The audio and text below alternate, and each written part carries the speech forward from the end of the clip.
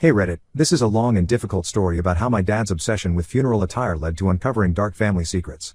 I need to get this off my chest. I'm James, 32M, and this all started when my granddad passed away last month. Dad, 58M, called me about the funeral arrangements and what I planned to wear. I told him my usual funeral outfit, black pants, white shirt, and my dark gray coat that I've worn to every funeral for the past 5 years. It's a well-made wool coat that I spent good money on, and honestly looks almost black unless you're really looking at it in direct sunlight. Dad immediately got upset about the coat. Not just mildly annoyed, but genuinely angry. He kept saying everyone would be wearing black and it looked stupid and disrespectful in gray. I tried explaining that it's a perfectly appropriate formal coat, but he wouldn't listen. Some background on my dad: he's always been obsessed with appearances, especially at family events. Growing up, everything had to be perfect. He'd make us change clothes multiple times before family gatherings, taking photos to analyze if our outfits matched properly. My mom Sarah, 56F, used to joke that he cared more about how we looked in family photos than how we actually felt at events. But there was always something especially weird about how he acted around funerals. He'd get extremely stressed about what everyone wore, creating detailed lists of acceptable colors and styles. Mom said this behavior started after his own father's funeral 30 years ago, but she never explained why. As kids, we just accepted it as one of Dad's quirks. When I explained I couldn't afford to spend 40 to 50 pounds on a new coat right before Christmas, especially being a week away from payday, Dad completely lost it. He called me selfish, said I was deliberately trying to embarrass the family, and hung up on me. This was surprising because while Dad could be controlling about clothes, he'd never blown up at me like this before. The next morning, Dad showed up at my house unannounced with a brand new black coat. He tried forcing me to take it, saying I had to wear it or I'd embarrass the family. When I refused, telling him I didn't need charity and my gray coat was perfectly fine, he broke down crying. Not normal tears, but full-on hysterical sobbing. He kept repeating, "You don't understand, you have to wear black, everything has to be black." I tried calming him down, but he just got more agitated. He started rambling about his father's funeral, saying something about photos and family shame. It was honestly scary seeing him like this. Dad's usually very composed and proper. I'd never seen him lose control like this before. Mom called me later that night, upset that I'd triggered what she called Dad's funeral anxiety. She begged me to just wear the coat to keep peace in the family. When I pushed back, saying Dad's behavior wasn't normal and he needed help, she got defensive.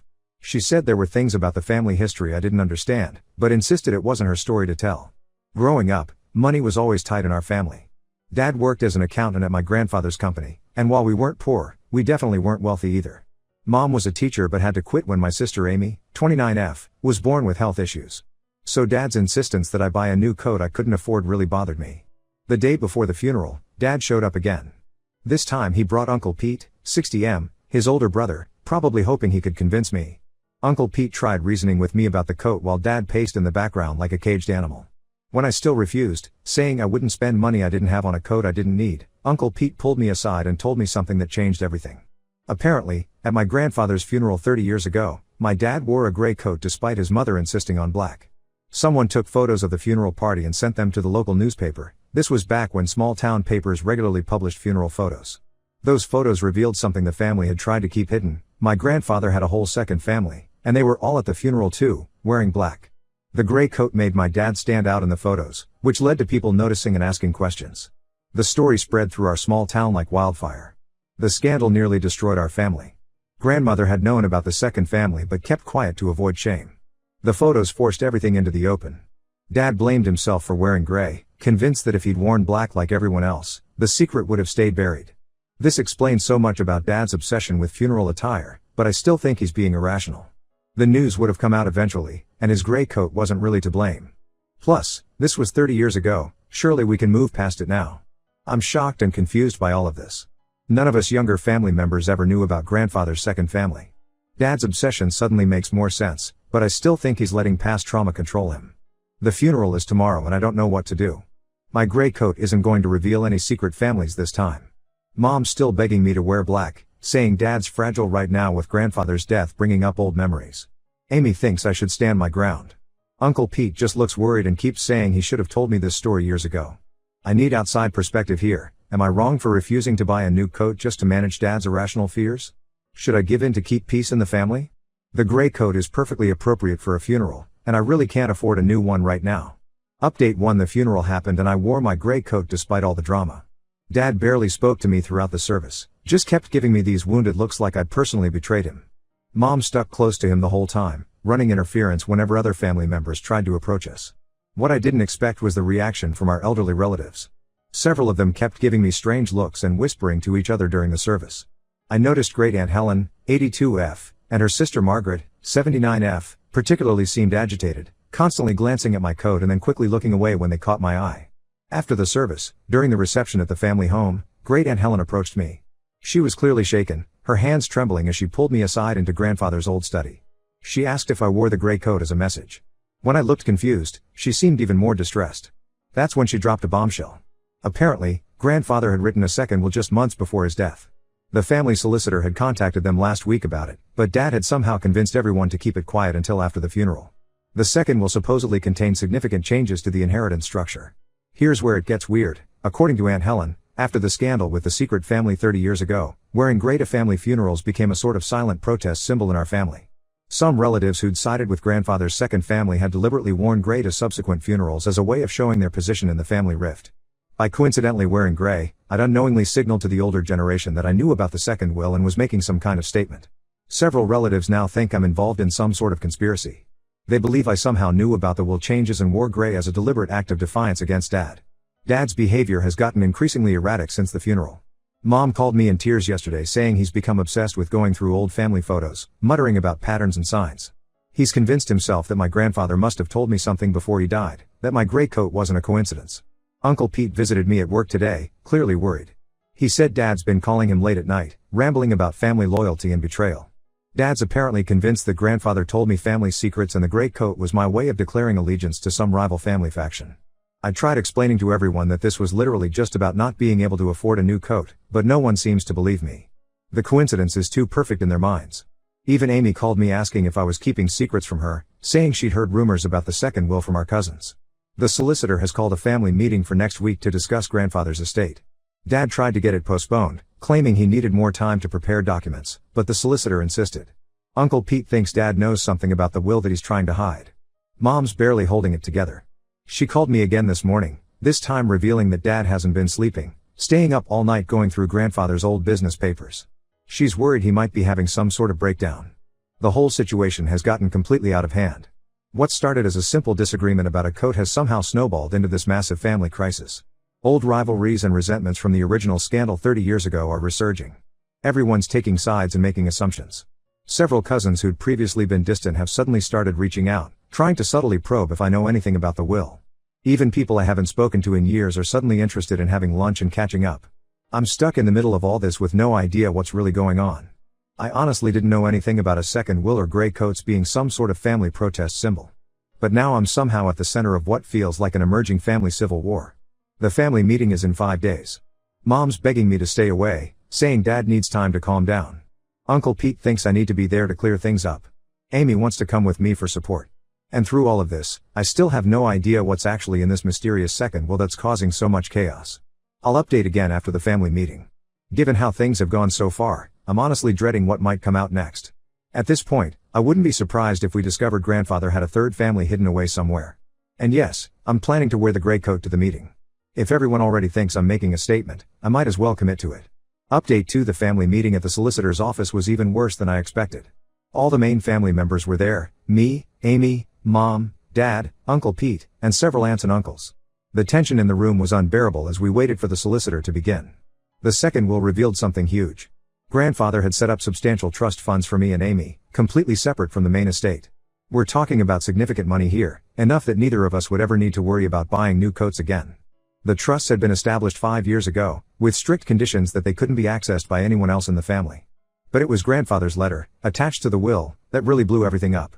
He wrote that he discovered concerning irregularities in the company's finances during an audit. He didn't directly accuse anyone, but he mentioned being worried about history repeating itself, referencing his own past mistakes with his second family. Dad exploded when the solicitor finished reading. He started shouting that I must have known about this all along, that the gray coat was proof I'd been conspiring with Grandfather behind his back. His face was bright red, veins bulging in his neck as he ranted about family loyalty. Then, in his rage, he let something slip that stunned everyone. He'd been embezzling money from Grandfather's company for years. The words just tumbled out as he was yelling about betrayal. The whole room went silent. Uncle Pete was the first to react. He stood up and confronted Dad, demanding to know how much had been taken. That's when the whole ugly truth came out. Dad had a gambling addiction. He'd been stealing from the company to cover his debts, hoping to access Grandfather's estate before anyone discovered the missing money. Mom broke down crying and admitted she'd known about the gambling for years. She'd been helping cover it up, writing checks from their personal accounts to temporarily fill holes in the company books when audits came up. That's why money was always tight growing up. Dad's gambling had drained their savings. The black coat only rule at funerals wasn't just about the old scandal with the second family. Mom had been enforcing it too, desperate to avoid anything that might draw attention to our family. She was terrified someone would start asking questions about their finances. The solicitor immediately called a break and stepped out to make some calls. Uncle Pete took control of the situation, preventing Dad from leaving. Aunt Helen started crying, saying she'd suspected something was wrong with the company finances but never wanted to believe it. Amy was in shock beside me. We'd grown up thinking we were just a normal middle-class family struggling a bit with money. Finding out our childhood financial stress was because Dad was gambling away company money hit hard. The trust funds grandfather set up suddenly made more sense. He must have noticed money missing during that audit and realized what Dad was doing. Instead of confronting him directly, he quietly set up protection for his grandchildren. Dad's still insisting I somehow knew about all of this, that I wore the gray coat to deliberately trigger this revelation. He can't accept that this was all just a coincidence about not being able to afford a new coat. Even facing criminal charges for embezzlement, he's more focused on my supposed betrayal than his own actions. The police were called. Uncle Pete, as a company director, had no choice but to formally report the theft. Dad was asked to surrender his passport. The family's been torn apart, some supporting Dad and believing his conspiracy theories about me and grandfather, others horrified by his actions and the years of deception. Mom's staying with her sister for now. She can't face coming home to their house knowing all their financial struggles were because of Dad's gambling, not legitimate business problems like he claimed. The solicitor's putting together paperwork to formally remove Dad from any involvement with grandfather's estate. Uncle Pete's hired forensic accountants to go through the company books. They think Dad's theft could go back over a decade. Everything's changed. A simple disagreement about a coat somehow unraveled decades of family secrets and lies. I still can't quite believe how it all came out. Update 3: Everything completely fell apart after Dad's confession at the solicitor's office. The forensic audit revealed he'd stolen nearly £800,000 from the company over 12 years. He's now facing multiple criminal charges for embezzlement and fraud. His court date is set for next month, and his lawyer is pushing for a plea deal. Mom finally filed for divorce after admitting the full extent of Dad's gambling had been worse than anyone knew. The family house had been remortgaged 3 times to cover his debts. She'd been quietly selling her jewelry and working extra tutoring jobs for years to keep up with bills, all while helping him hide the theft from the company. She moved in with her sister and is slowly rebuilding her life. The trust fund grandfather set up for me and Amy turned out to be worth £1.2 million each. We've used some of the money to help Mom get back on her feet, buying her a small flat and setting up an account for her daily expenses. She keeps apologizing for not telling us the truth sooner, but I understand she was trapped in a horrible situation. Dad still calls sometimes, usually late at night when he's been drinking. His messages swing between begging for forgiveness and accusing me of orchestrating his downfall. He's convinced grandfather told me about the theft before he died, and that the gray coat was some sort of signal to the family. I've blocked his number, but he keeps calling from different phones. The company survived, barely. Uncle Pete had to lay off several employees and take out loans to cover the holes Dad left in the finances. 3 of our cousins who worked there lost their jobs. Family gatherings are now split, with people choosing sides between those who support Dad and those who've cut him off completely. Aunt Helen passed away last month. At her funeral, I noticed several relatives deliberately wearing gray coats. The old symbol of protest has taken on new meaning. Now it represents standing against Dad's betrayal of the family trust. Uncle Pete reached out recently, saying Dad's finally seeking help for his gambling addiction. Apparently, he's joined a support group and wants to meet with me to explain everything. He sent a long letter talking about how the pressure of following in grandfather's footsteps at the company drove him to gambling, how he always felt inadequate after the scandal with the second family. I'm not ready to see him. Some betrayals run too deep to fix. Finding out my childhood memories of financial struggle were because of his gambling and theft, not legitimate hardship, has changed how I view everything about my upbringing. Amy's handling it differently. She's agreed to meet Dad, saying she needs closure. Mom's supportive of her choice but understands why I can't do the same yet. I still wear my gray coat to formal occasions. It's become a reminder that sometimes standing your ground, even over something seemingly small, can bring hidden truths to light. The family's permanently split over everything that happened, but at least we're done with secrets and lies. And yes, I did finally buy a black coat. It's hanging in my closet with the tag still on. I'll probably never wear it. Some symbols become too powerful to give up. The whole experience has taught me that family secrets never stay buried forever. Sometimes it takes something as simple as a gray coat to unravel decades of deception.